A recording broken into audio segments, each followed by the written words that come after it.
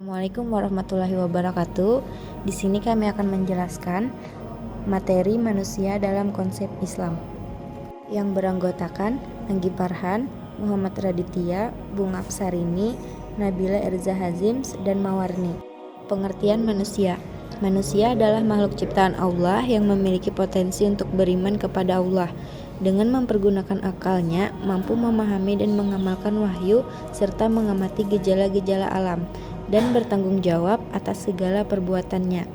Manusia juga dikenal sebagai makhluk sosial yang berinteraksi dalam komunitas dan membangun budaya. Tujuan penciptaan manusia menurut Islam. Yang pertama, makhluk yang paling sempurna. Dalam surah At-Tin, surah 95 ayat 4, Allah menyatakan bahwa manusia diciptakan dalam bentuk yang sebaik-baiknya. Ini mencerminkan bahwa manusia memiliki kemampuan fisik dan mental yang unggul dibandingkan makhluk lainnya.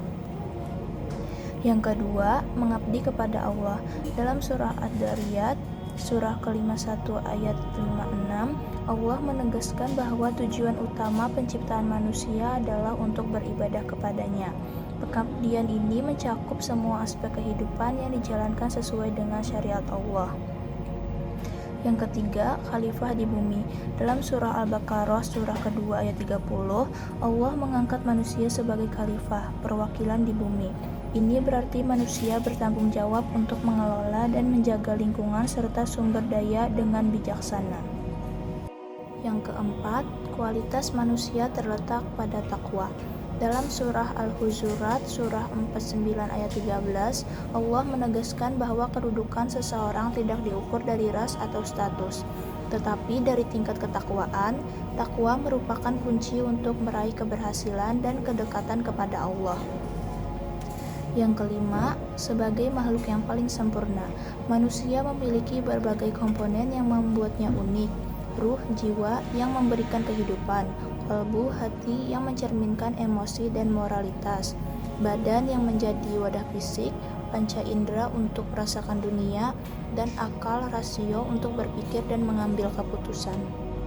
Istilah manusia dalam Al-Quran terdiri dari 4. Yang pertama ada Bani Adam, terdapat pada surah Al-Isra, surah ke-17 ayat 70. Berbagai keistimewaan yang dimiliki manusia semata-mata karena rahmat Allah yang begitu luas. Dalam Al-Quran pun disebutkan bahwa Allah lah yang memuliakan Bani Adam, dan itu tertuang dalam firman-Nya yang berbunyi, وَلَقَدْ كَرَّمْنَا بَنِي آدَمَ وَحَمَلْنَاهُمْ فِي الْبَرِّ وَالْبَحْرِ وَرَزَقْنَاهُم مِّنَ الطَّيِّبَاتِ وَفَضَّلْنَاهُمْ عَلَى كَثِيرٍ مِّمَّنْ خَلَقْنَا تَفْضِيلًا. Dan sesungguhnya telah kami muliakan anak-anak Adam dan kami angkut mereka di daratan dan di lautan. Kami beri mereka rezeki dari yang baik-baik dan kami lebihkan mereka dengan kelebihan yang sempurna atas kebanyakan makhluk yang telah kami ciptakan.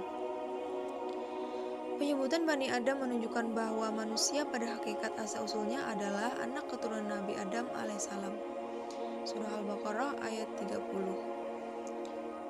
Wa iz qala rabbuka lil malaikati inni za'ilun fil ardi khalifah qalu ataz'alu fiha man nafsidu fiha wa yafsikut dima wa nahnu nusabbihu bihamdika wa nuqaddisu laka qala inni a'lamu ma la ta'lamun.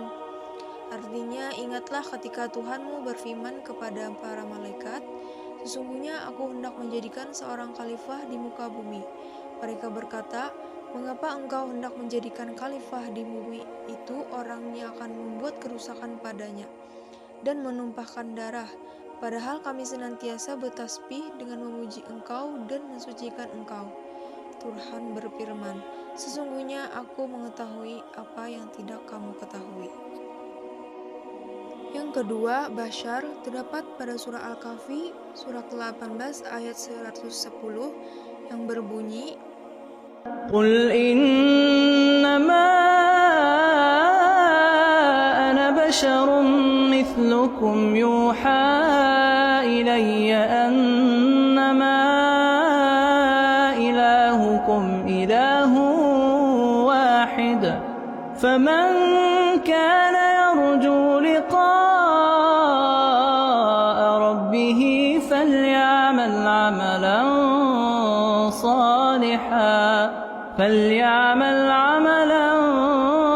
صالحا ولا يشرك بعبادة ربه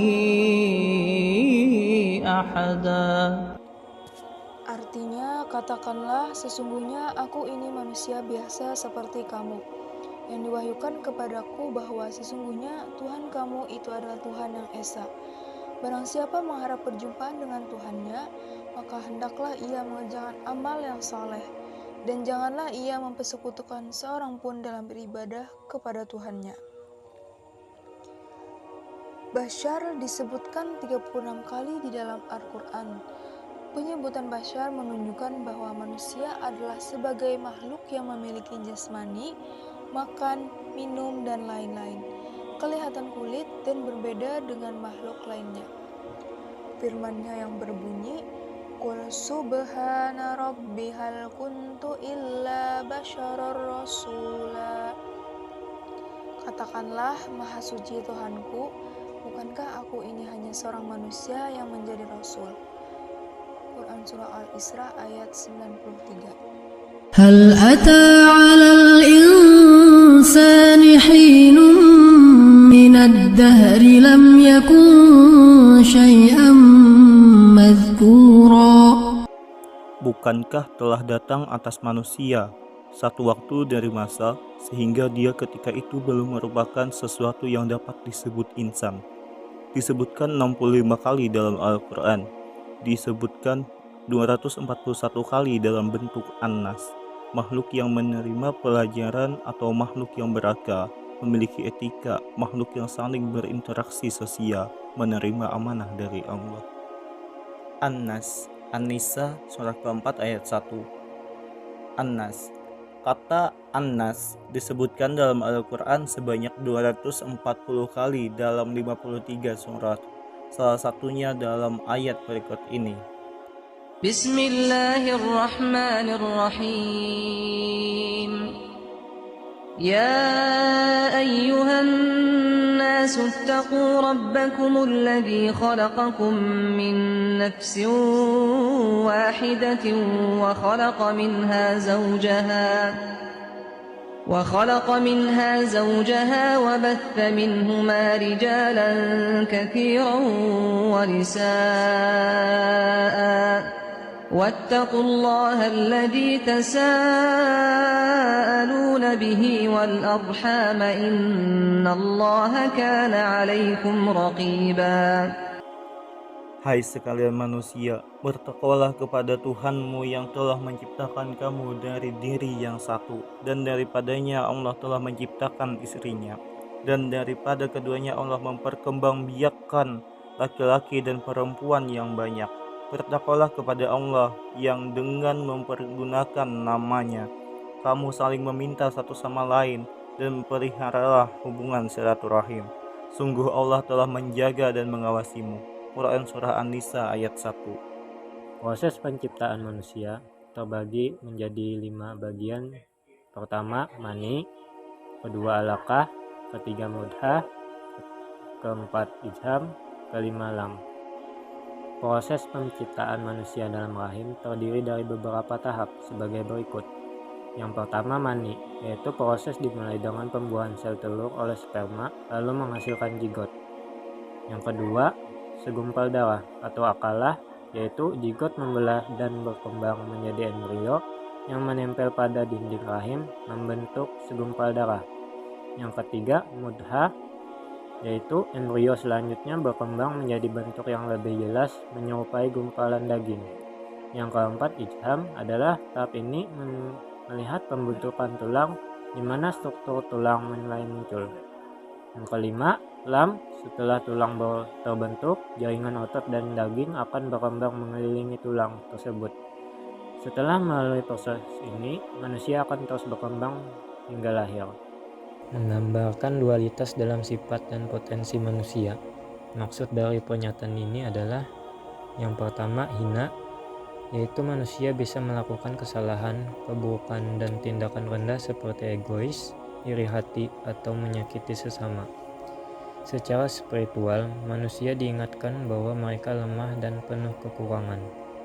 Yang kedua, mulia. Di sisi lain, manusia juga diberi potensi untuk menjadi mulia melalui perbuatan baik, cinta kasih, dan pengembangan diri. Manusia bisa menjadi sosok yang berkarakter luhur dengan nilai-nilai seperti empati, pengorbanan, dan kebenaran. Pernyataan ini mencerminkan bahwa manusia memiliki dua sisi, yaitu sisi negatif atau hina dan sisi positif atau mulia. Pilihan dan tindakan yang mereka ambil menentukan arah mana yang lebih dominan dalam hidup mereka. Mungkin ini saja yang dapat kami jelaskan dari materi ini. Mohon maaf apabila ada kesalahan dalam penyampaian materi. Terima kasih. Wassalamualaikum warahmatullahi wabarakatuh.